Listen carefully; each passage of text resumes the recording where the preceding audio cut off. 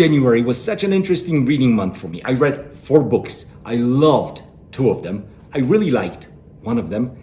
And the last book, I had a bit of a hard time with, but it's not the book's fault. Let's get right into it. First of all, you may recall Hyperion, which I read about a year ago. I read it early last year, became my favorite book of the year and one of my all-time favorite science fiction books.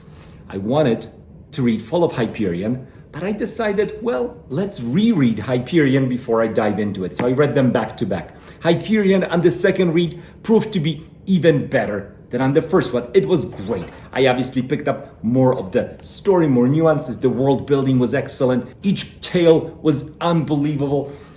If you don't know, Hyperion, a story of 7 pilgrims who are traveling to the time tombs on the planet of Hyperion. Each one tells his or her story. We're piecing the puzzles together from these stories along with the pilgrims. And this book kind of ends on a cliffhanger, and then this one comes in and picks right up. Now this has the Canterbury style to it, which I just mentioned, with pilgrims telling their stories. This is more of a straightforward, linear structure, and it works beautifully.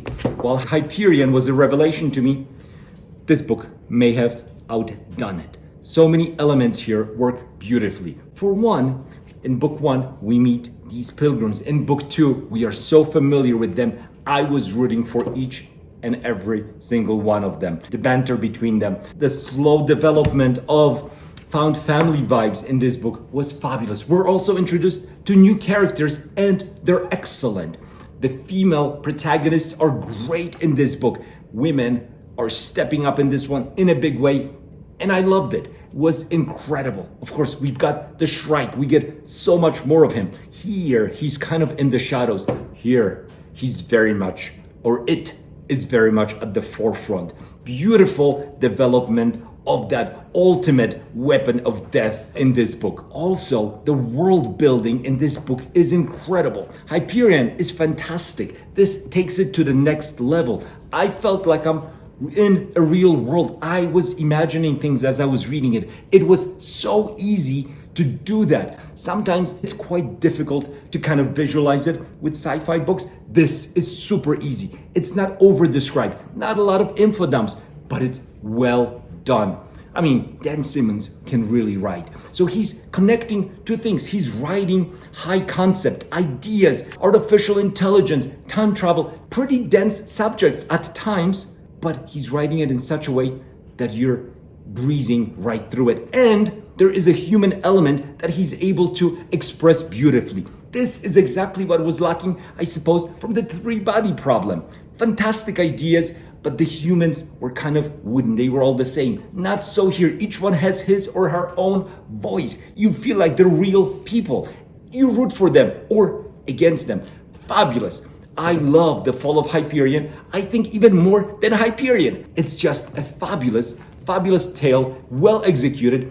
I like the ending. And guess what? Hyperion, Cantos, is 4 books. Now there are 2 duologies essentially. So these 2 books end an arc, and then the next 2 books take place, I believe, 300 plus years into the future, new characters.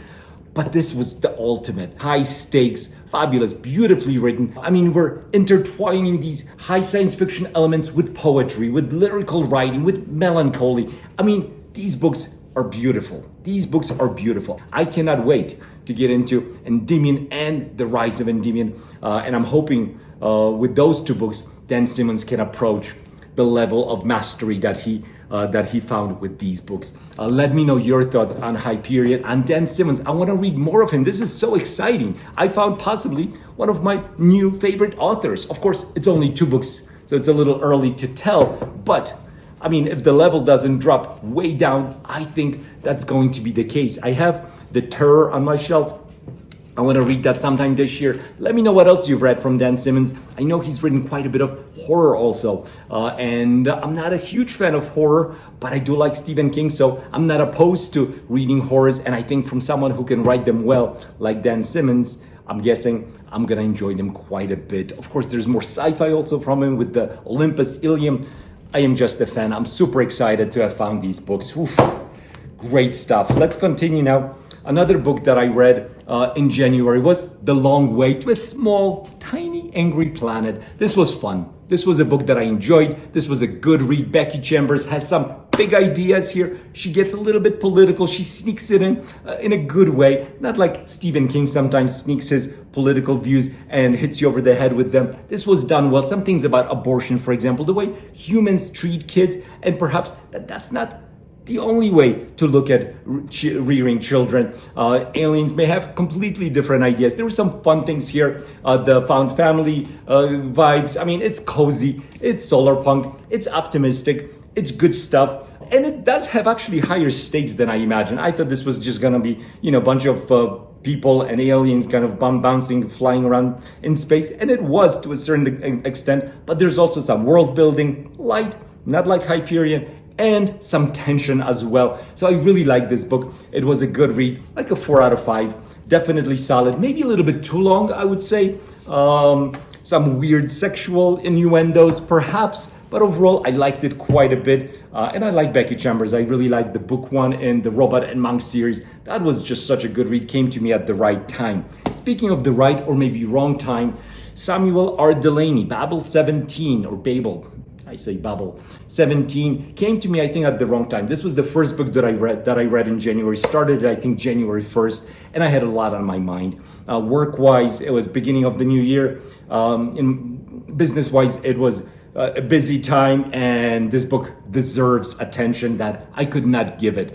So I did not enjoy it. At the end of the book, I really wasn't sure what I read. It's not a long book. I definitely need to reread it. There was a lot of stuff I loved about it because Delany is such an amazing author. He can really write, but his writing is not obvious. It deserves to be read, reread, each sentence, paragraph. Sometimes you have to think of context. You have to be an active reader as you're reading Delany. And I did not, again, give it the attention that it needs. I will be rereading this book at some point. I have the beautiful edition of Babel 17, the Masterpieces of Science Fiction edition by Easton Press. But I picked up this one for a couple of bucks just to have for my reading copy.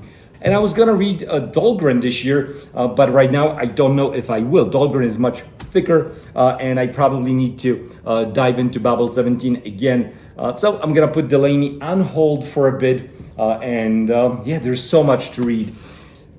Martha Wells' Rogue Protocol is going to be, bye-bye, the next book that I'm gonna read. This was the Wheel Spinner picked this book for me. I'm gonna start it today. It's Murderbot. Murderbot is so much fun. Each book is short. These are excellent books just to read. I like them a lot. These are not going to be my all-time favorite SF books, of course, but they're just fun to read. Good action. I love Murderbot. His innuendos, his personality quirks always bring a smile to my face, and I definitely root for him, for it. And yeah, I'm looking forward to reading Murderbot. But Hyperion really, and Fall of Hyperion especially, stole my January. And I can't stop thinking about Dan Simmons and this duology because it was so good. And I also feel the one thing that I really enjoy, I think this is perhaps in some ways the ultimate, right? We have the classic science fiction of the mid-20th century with Asimov, Clarke, Heinlein, then Lamb, Philip K. Dick with the New Wave. Ursula K. Le Guin. There's so many amazing authors that were writing in, let's say, middle of 20th century. And we have authors writing right now. And I think while every science fiction reader loves the classics, I think many of us feel let down a little bit by more current works. They just seem to lack substance and the grandeur of the old, of the classic books, the imagination, the ideas. And I think this is science fiction in many ways at its best. It's the bridge between the classic and what's happening today. These books, in some ways, to me, seem like the golden middle. And maybe we've gone a little bit astray with more recent books. And I think even if you look at the awards season and books that win Best Science Fiction Books of the Year, I think you have to agree with my assumption there. So anyway, let me know your thoughts on these books. Let me know your thoughts on the on where science fiction as a genre is going, and perhaps our best days behind us. I hope not, but it can feel that way to a certain extent. And we need more science fiction authors who can really write well and hold on to the ideals that made science fiction what it really is. the mind-blowing concepts, the novum, the futurism, and the vision of humanity in our near or distant future. So anyway, I'm rambling now. I had a great reading month overall because of Hyperion, and I cannot wait to see what rest of the year brings. But oh boy, if there's a book that can knock this one off the top of the list for me in 2024, I want to read it. So let me know your thoughts. I'll talk to you next time. Bye-bye.